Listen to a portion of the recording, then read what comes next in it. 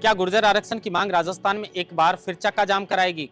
करौली के मासलपुर में 6 जनवरी को एक बड़ी सभा का ऐलान कर दिया गया है, वो भी गुर्जर आरक्षण की मांग को लेकर। तो वहीं नरेश मीणा की रिहाई और समरावता गांव को न्याय दिलाने के लिए जो मांग पत्र एसडीएम के मार्फत सीएम भजनलाल को भिजवाया था और 10 दिन का अल्टीमेटम दिया गया था, अब कांग्रेस नेता प्रहलाद गुंजल उसकी रणनीति में जुट चुके हैं। तो वहीं सीएम भजनलाल के द्वारा जो जिले और संभाग रद्द किए गए हैं, नीम का थाना को फिर से जिला बनाने और सीकर को संभाग बनाने को लेकर कांग्रेस की कल सीकर के अंदर एक बड़ी सभा है। देखना होगा कि सभा के अंदर क्या कुछ होता है, इस वीडियो में चर्चा करेंगे। नमस्कार, आप देख रहे हैं लोकमत हिंदी और मैं हूं आपके साथ महेंद्र बांसुरुटा। आज से 18 साल पीछे लौटते हैं। गुर्जर आरक्षण की मांग 2007 और 8 में उसी मांग को लेकर लगभग गुर्जर समाज के 73 सपूतों ने अपनी शहादत दी थी, लेकिन आज भी गुर्जर आरक्षण की वो मांग जस की तस बनी हुई है। 2007-8 का वो समय आज भी याद आता है जब करौली के पीलूपुरा से गुर्जर आरक्षण की मांग की चिंगारी उठी और उसके बाद सिकंदरा में वो आंदोलन आ गया और उसी के बाद लगभग 29 दिनों तक सिकंदरा का जो नेशनल हाईवे 11 हुआ करता था, उस समय वो 29 दिन तक जाम रहा और गुर्जर समाज के जो सपूतों ने आरक्षण की मांग को देकर अपनी शहादत दी, उनके शव भी 29 दिन तक नेशनल हाईवे पर रखे गए थे। और अब फिर से गुर्जर आरक्षण की मांग को लेकर जो नेता हैं, गुर्जर नेता प्रहलाद खटाना, उन्होंने 6 जनवरी के दिन मासलपुर में गुर्जर आरक्षण की मांग को लेकर इस सभा का ऐलान किया है। जो बीजेपी के नेता हैं विजय बैंसला, उनके पिता जो स्वर्गीय कर्नल किरोड़ी सिंह बैंसला हैं, जो गुर्जर आरक्षण संघर्ष समिति के संयोजक थे। फिलहाल गुर्जर आरक्षण संघर्ष समिति के संयोजक विजय बैंसला हैं। विजय बैंसला भी कई बार कह चुके हैं कि 2019 में भी हमने नवी अनुसूची के अंदर आरक्षण को डलवाने को लेकर प्रस्ताव सरकार को भेजा था, लेकिन सरकार कभी गुर्जरों की मांग पर सोचती नहीं है।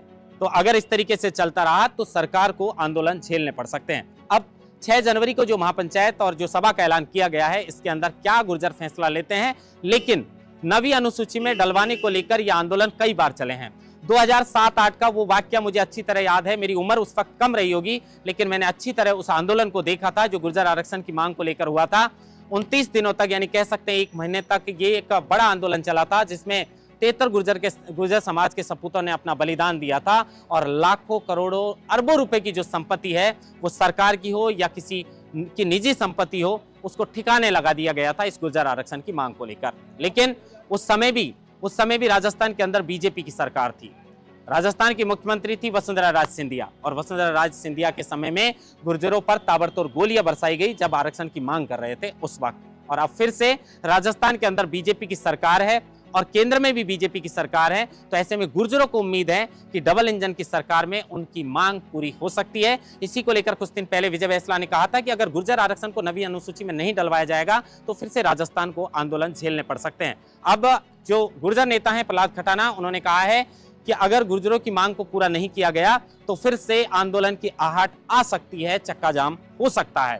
खैर, 6 जनवरी को करौली के मासलपुर में इस सभा का आयोजन होगा। उसके बाद क्या आगे फैसला लिया जाता है, इसका इंतजार रहेगा। लेकिन गुर्जर आरक्षण की मांग को लेकर राजस्थान कई बार आंदोलन झेल चुका है, तो ऐसे में राजस्थान की जनता को आंदोलन नहीं झेलना पड़े, फिर से चक्का जाम जैसी समस्याएं पैदा नहीं हो, इसको लेकर सरकार और गुर्जर समाज के जो नेता हैं उनके बीच सफल एक वार्ता पहले हो जाए और इसका कोई निस्तारण निकाल लिया जाए तो शायद राजस्थान फिर से आंदोलनों से बच सकता है। जनवरी का महीना है, भजनलाल शर्मा को दिसंबर में 1 वर्ष का कार्यकाल पूरा हुआ है, तो बड़ा चुनौती भरा महीना ये जनवरी का रह सकता है भजनलाल शर्मा के लिए, क्योंकि नए मुख्यमंत्री बने हैं और जनवरी के अंदर नरेश मीणा को लेकर, गुर्जर आरक्षण को लेकर और कांग्रेस नए जिले और संभागों को लेकर जो रद्द किए गए हैं उसको लेकर बीजेपी पर हमलावर रहेगी। तो जनवरी के अंदर ये महीना जो है वो सीएम भजनलाल के लिए भी बड़ा चुनौती भरा महीना हो सकता है। अब हमें इंतजार है 6 जनवरी का, क्या सरकार गुर्जरों की इस मांग पर संज्ञान लेती है या फिर राजस्थान को चक्का जाम जैसी समस्याओं से जूझना पड़ सकता है, इसका इंतजार रहेगा।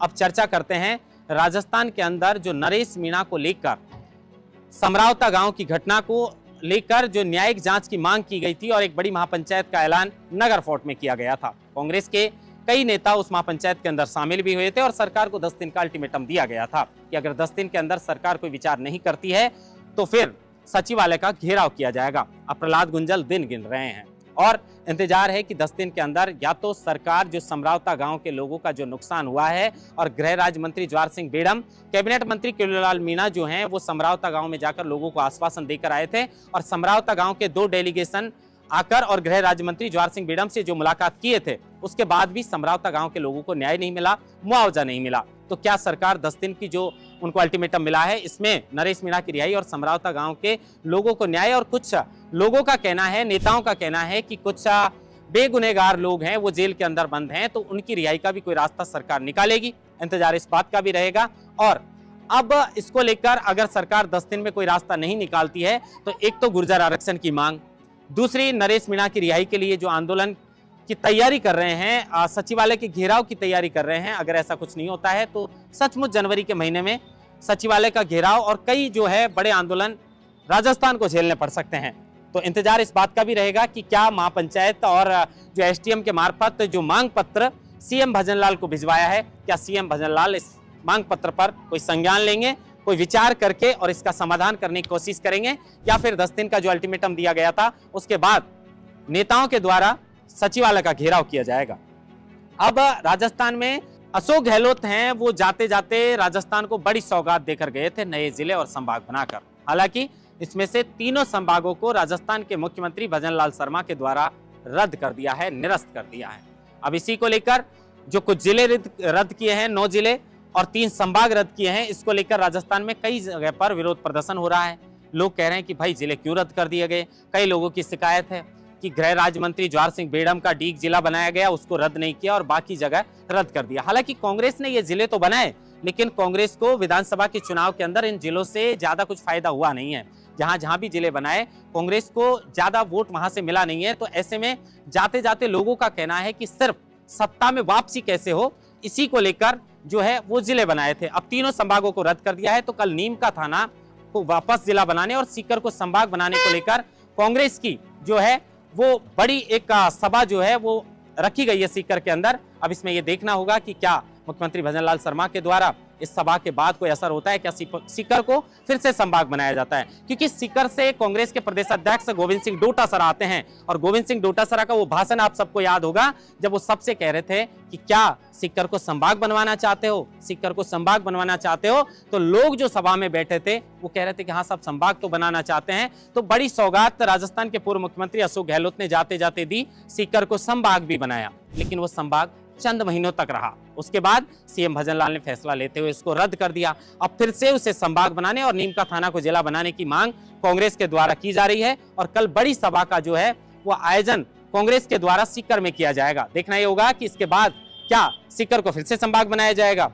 और गुर्जर आरक्षण की जो मांग है उसको लेकर जो प्रहलाद खटाना और नरेश मीणा को लेकर प्रहलाद गुंजल, यानी ये 2 नाम हैं, प्रहलाद गुंजल और प्रहलाद खटाना। गुर्जर आरक्षण की मांग को लेकर प्रहलाद खटाना, तो वहीं नरेश मीणा को लेकर और समरावता गांव को न्याय दिलाने के लिए प्रहलाद गुंजल। ये 2 बड़े नेता हैं जो इस जनवरी माह में सीएम भजनलाल की टेंशन बढ़ा सकते हैं। टेंशन बढ़ाने की बात हम इसलिए कर रहे हैं क्योंकि अगर 6 जनवरी को गुर्जरों ने राजस्थान में आगे कोई आंदोलन की रणनीति तैयार कर ली, तो ये एक बड़ी चुनौती सीएम भजनलाल के लिए हो सकती है। और प्रहलाद गुंजल के द्वारा समरावता और नरेश मीणा को लेकर अगर सचिवालय का घेराव और कोई बड़े आंदोलन की रणनीति बनाई जाती है, तो ये भी सीएम भजनलाल के लिए जनवरी का महीना चुनौती भरा रह सकता है। इंतजार इस बात का रहेगा कि क्या गुर्जर आरक्षण की इस पंचायत के अंदर, इस महापंचायत के अंदर, सभा के अंदर फैसला लिया जाता है, और नरेश मीणा को लेकर जो मांग पत्र भिजवाया गया है, समरावता गांव को न्याय दिलाने के लिए जो मांग पत्र भिजवाया है, उसको लेकर क्या सरकार 10 दिन में कोई ठोस कदम उठाएगी, या फिर इसको लेकर फिर से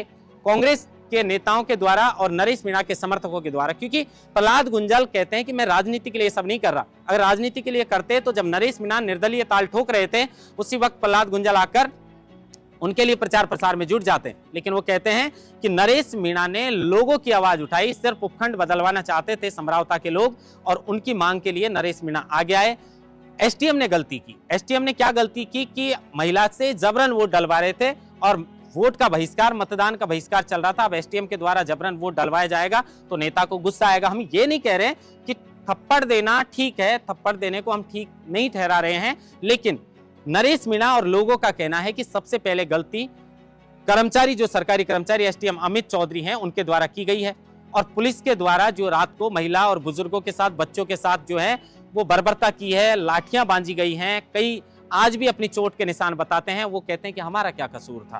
पुलिस ने अंग्रेजों के राज की याद दिला दी कि किस तरीके से रात के अंदर, अंधेरे के अंदर, क्योंकि अगर पुलिस थोड़ा इंतजार करती तो नरेश मीणा कहां जाने वाले थे।